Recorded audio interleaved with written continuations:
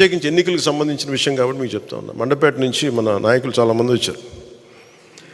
వచ్చి చాలా బాధపడిపోతూ ఉన్నారు. మనం పొత్తులో ఉండి మన చంద్రబాబు గారు ఇట్లా అనౌన్స్ చేశారు, మండపేట సీటు మనకి చెప్పాలి కదా అది ఇది అంటే ఖచ్చితంగా అది సరైన విధానంలో చెప్పలేదు. ఖచ్చితంగా అంత మీకు ఏకీపిస్తున్నాను. చాలా ఇబ్బంది పడ్డారు అందరూ. మనకి మండపేట లాంటి నియోజకవర్గంలో పోయినసారే ఒక 18% ఓటు ఉంది.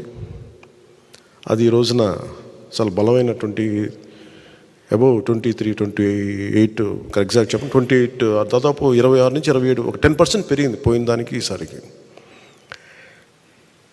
నేనేం చెప్పానంటే వాళ్ళందరికీ, నేను కేవలం ఒక నియోజకవర్గాన్ని దృష్టిలో పెట్టుకొని మాట్లాడితే నేను నియోజకవర్గపు సంబంధించిన నాయకుడిని అవుతాను.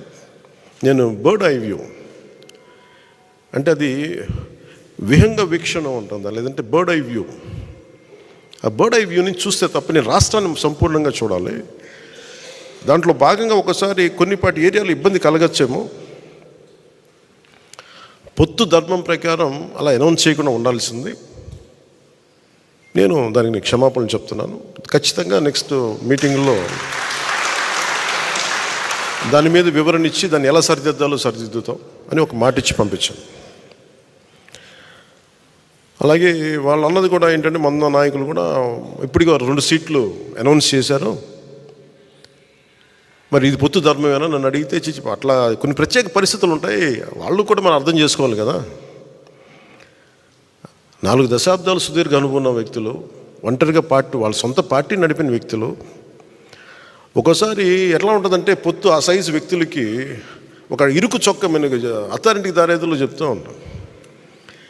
ఒక బలమైన వ్యక్తికి సరిపోయిన కోటేస్తే కొంచెం ఇరుగ్గా ఉంటుంది కదా, టైట్గా ఉంటుంది. అలాగే ఒకసారి పొత్తు ఆ స్థాయి నాయకులకి చాలా ఇబ్బందిగా ఉంటుంది ఒక్కోసారి. కానీ వాస్తవాలు వేరుంటాయి, క్షేత్రస్థాయి పరిస్థితులు వేరుగా ఉంటాయి. అందుకని ఒక్కోసారి అనుభవం ఇటు ఒకసారి గబుక్కుని ఒక మాట అన్నిస్తుంది. లోకేష్ గారు ఆ రోజు మా నాన్నగారు ముఖ్యమంత్రి ఎన్ని అన్నా కానీ ఇవన్నీ నేను ఎందుకు దాన్ని పెద్ద మనసుతో వదిలేస్తానంటే, ఒక పార్టీని 3 దశాబ్దాలు నడిపి 3 సార్లు ముఖ్యమంత్రులుగా ఉండి అలాంటి కుటుంబం నుంచి వచ్చిన వ్యక్తులు సహజంగా గబుక్కుని ఒక మాట వచ్చేస్తుంది. దాన్ని రాష్ట్ర ప్రయోజనాలను దృష్టిలో పెట్టుకొని జగన్ అనే వ్యక్తి ఇంకొకసారి వస్తే రాష్ట్రం అధోగతికి పాలవుతుంది అన్న ఒక్క ఆలోచన నన్ను చాలాసార్లు రెస్పాండ్ కానివ్వకుండా చేస్తుంది.